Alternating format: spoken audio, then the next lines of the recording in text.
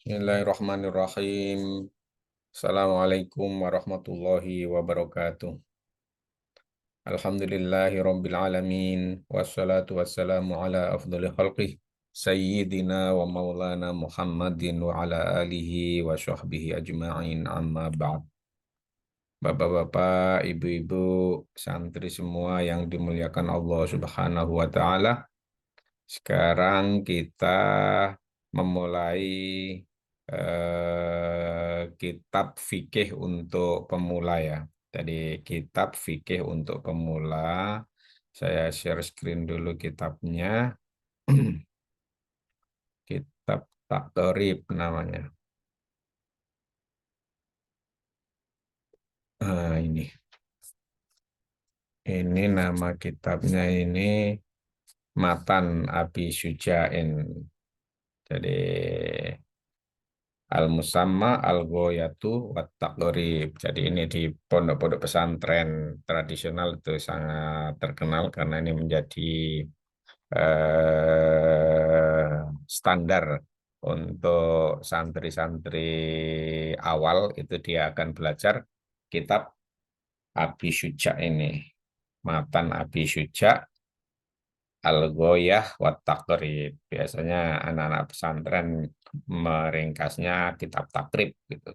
Kita mau belajar apa? Belajar kitab takrib. Ini pengarangnya itu Al-Qadhi Abi Syuja Ahmad Ibnu Husain Ibnu Ahmad Al-Asfahani. Jadi biasanya dikenal takrib Abi Syuja, kitab takrib atau kitab Abi Syuja. Nah, maksudnya itu sama. Ini kitab fikih ya.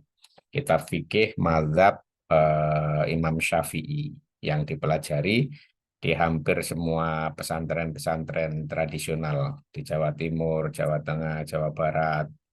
Pesantren-pesantren tradisional itu belajarnya kitab ini untuk pemula. Bahkan di luar Jawa juga belajarnya kitab ini untuk pemula. Pemula itu siapa? Pemula itu biasanya lulus SD, kemudian masuk ke pesantren. Nah, pertama yang akan dipelajari ini kitab Takrib Abi Syuja ini. Kita bacakan Al-Fatihah dulu ya kepada pengarang kitab ini beserta seluruh guru-gurunya, baginda Rasulullah SAW dan para sahabat dan keluarganya. Juga untuk Bapak Ibu kita, guru-guru kita semuanya. Al-Fatihah. A'udzubillahi minasyaitonirrajim. Bismillahirrahmanirrahim. Alhamdulillahirabbil alamin. Arrahmanirrahim. Maliki yaumiddin. Iyyaka na'budu wa iyyaka nasta'in. Ihdinas siratal mustaqim. Siratal ladzina an'amta 'alaihim ghairil maghdubi 'alaihim waladdallin. Amin. Nah, kita mulai. Bismillahirrahmanirrahim. Kita langsung masuk ke bab pertama. Dibukanya itu dengan kitab Thaharah, kitab atau bab tentang bersuci atau haroh bersuci. Al-miyahu, kita baca dari sini ya. Al-miyahu allati yajuzu biha at-tathiru sab'u miyahin. Al-miyahu air. Allati yajuzu biha at-tathiru, yang digunakan untuk bersuci itu sab'u miyahin, dibagi menjadi 7 air. Ada 7 air. Air itu dibagi menjadi 7. Karena di dalam kitab fikih itu yang disebut toharoh atau bersuci itu selalu terkait dengan air. Nanti kita lihat berikutnya. 7 itu apa saja? Ma'us samai, air hujan. Kemudian yang kedua, wa ma'ul bahri, air laut. Wa ma'un nahri, air sungai.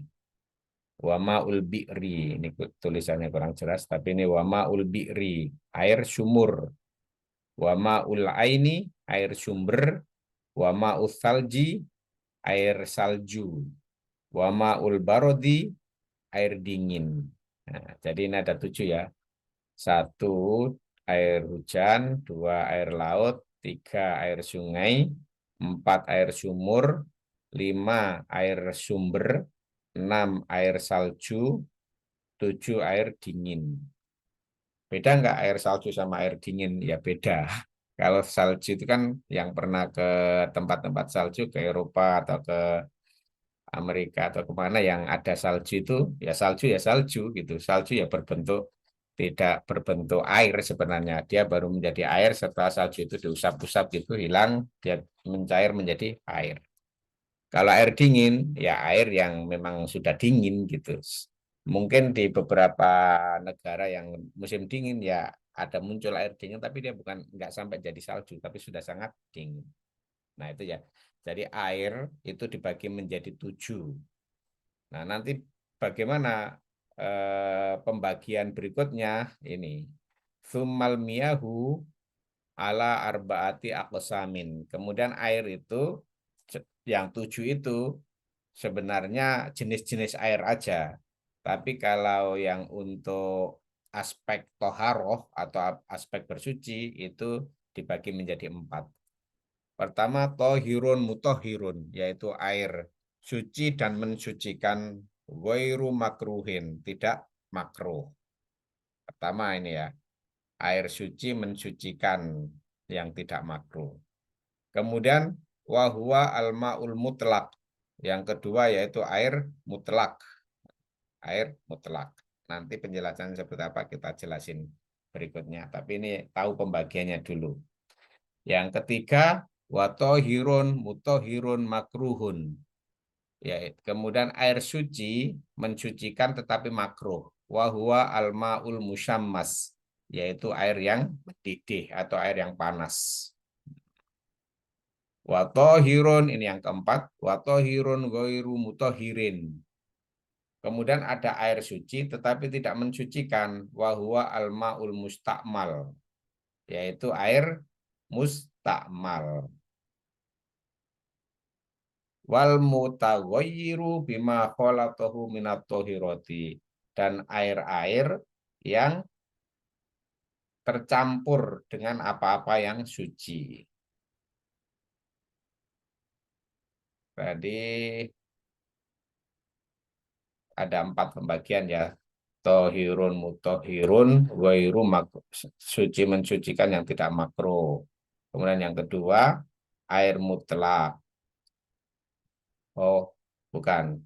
Tohirun mutohirun ghairu makruhin itu wahwal ma'ul mutlak. Ini itu air mutlak. Sama ini jadi tohirun mutohirun ghairu makruhin itu disebut sebagai air mutlak. Itu satu satu bagian. Tohirun mutohirun makruhun wawal ma'ul musamma. Ini satu bagian. Suci mensucikan tapi makruh, yaitu air yang panas. Kemudian yang ketiga, tohirun ghairu mutohirin wawal ma'ul mustakmal wal mutawir makolatau minal tohiroti. Ini bagian yang ketiga. Kemudian bagian yang keempat, wa ma'u najisun, dan air najis. Wa huwaladzi khalat fihi najasatuhu, yaitu air yang tercampur dengan benda-benda najis. Wahwa dunal ini yang dia itu tidak dua kolah, aukana ini atau dia dua kolah, fatagoyiru al fatagoyaru, dan dia itu berubah. Wal kulatani adapun dua kolah, komsumiati ritlin Baghdadiyun takriban fil asofi. Jadi yang dimaksud dua kulah itu adalah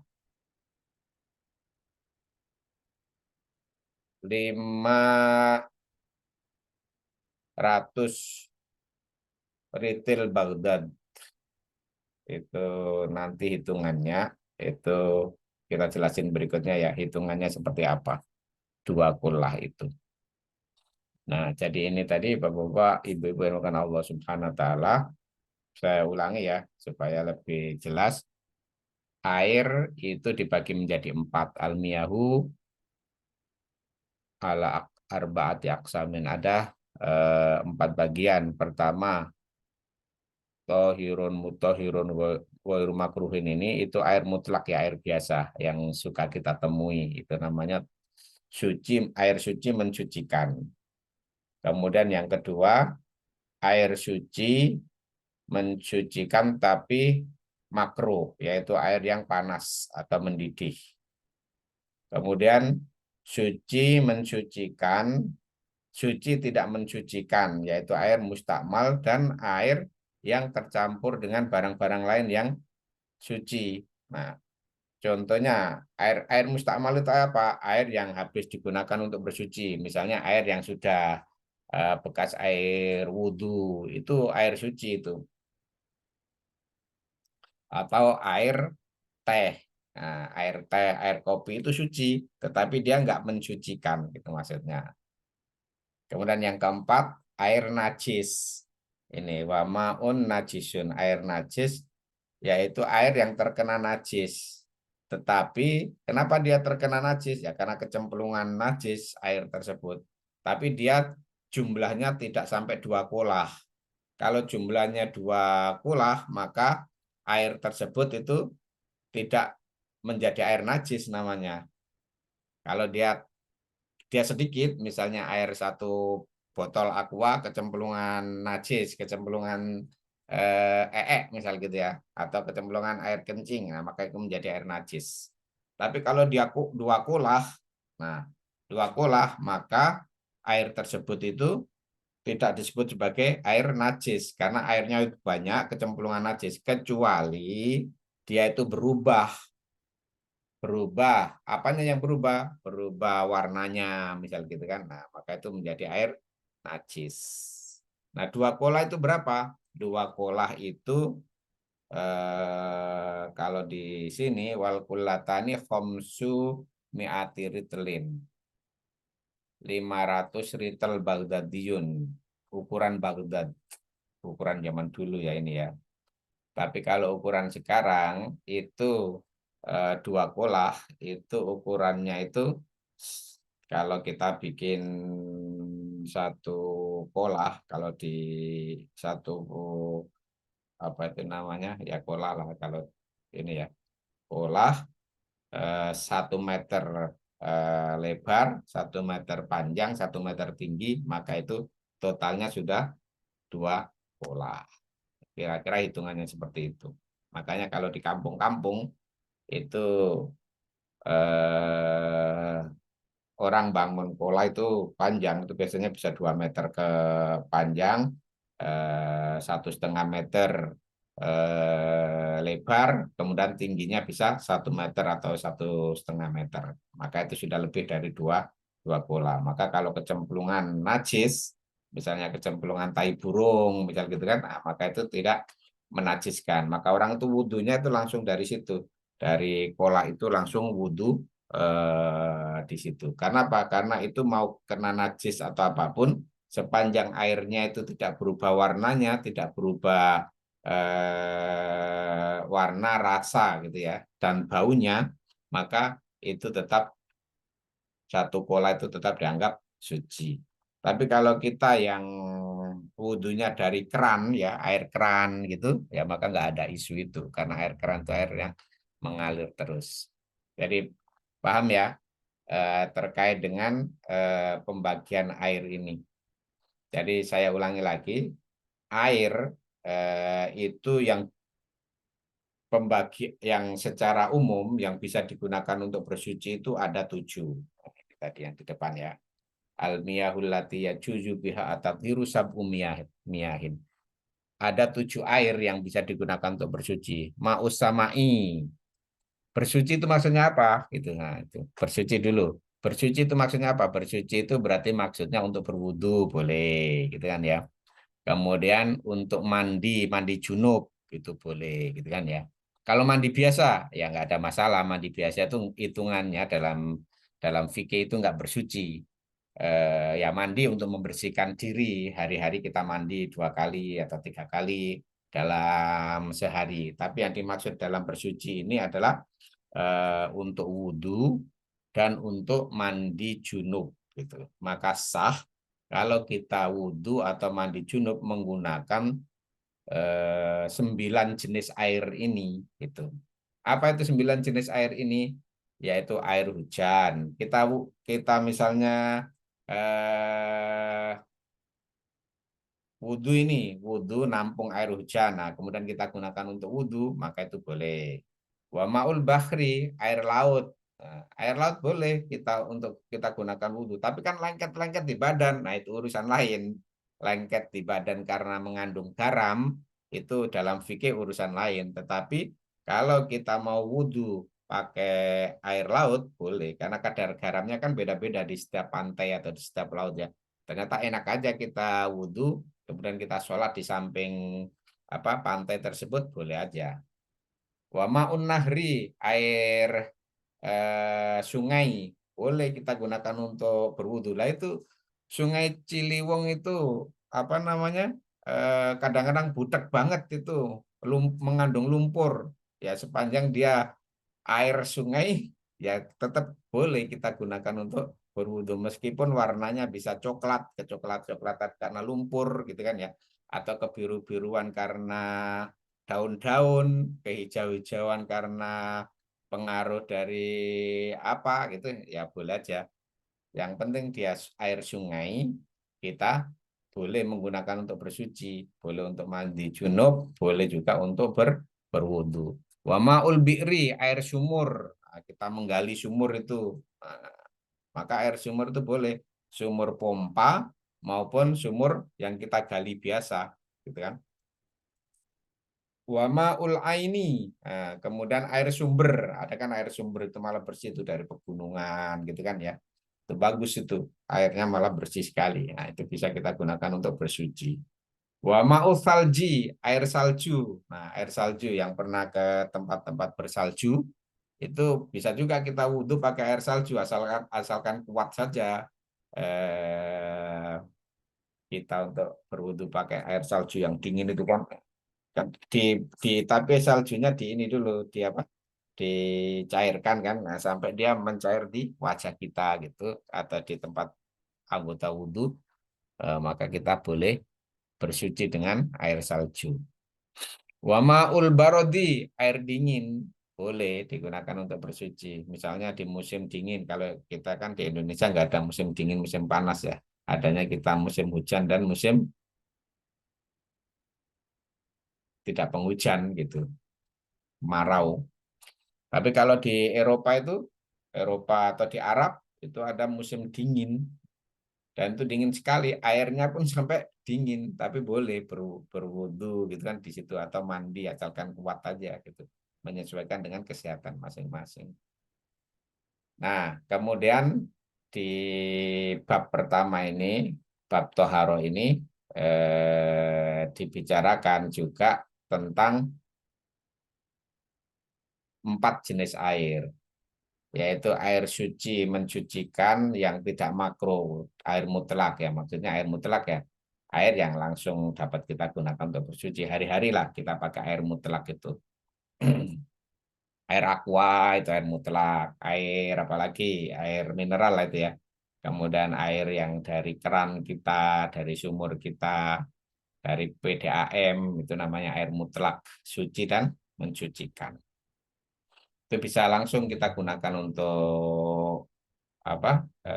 Wudhu, kita gunakan untuk mandi junub ya, itu udah langsung bisa. Kemudian tohirun, mutohirun, makruhun, wawal ma'ul musyammas. Nah, kemudian ada air yang suci, mensucikan atau air mutlak, tetapi dia makruh untuk digunakan. Itulah yang disebut kayak air musammas, air yang panas, sampai air mendidih gitu kan ya. Nah, itu nggak boleh kita gunakan air mendidih itu untuk langsung bersuci karena membahayakan tubuh kita. Eh, Langsung misalnya air mendidih langsung kita gunakan untuk mandi ya itu berbahaya, harus didinginkan dulu baru boleh sampai kadar yang orang itu nyaman untuk menggunakan. Sebenarnya ini istilah hanya untuk eh, me, apa ya, membuat bahwasannya fikih atau syariat agama itu bukan sesuatu yang membahayakan untuk tubuh kita gitu. Makanya disebutkan air yang panas mendidih itu air suci, tetapi dia tidak baik kalau digunakan untuk berwudu gitu. Makruh, makruh itu artinya tidak baik, tidak seharusnya kita pakai. Itu maul musammash namanya. Kemudian air yang suci, tohir, goir, mutohir.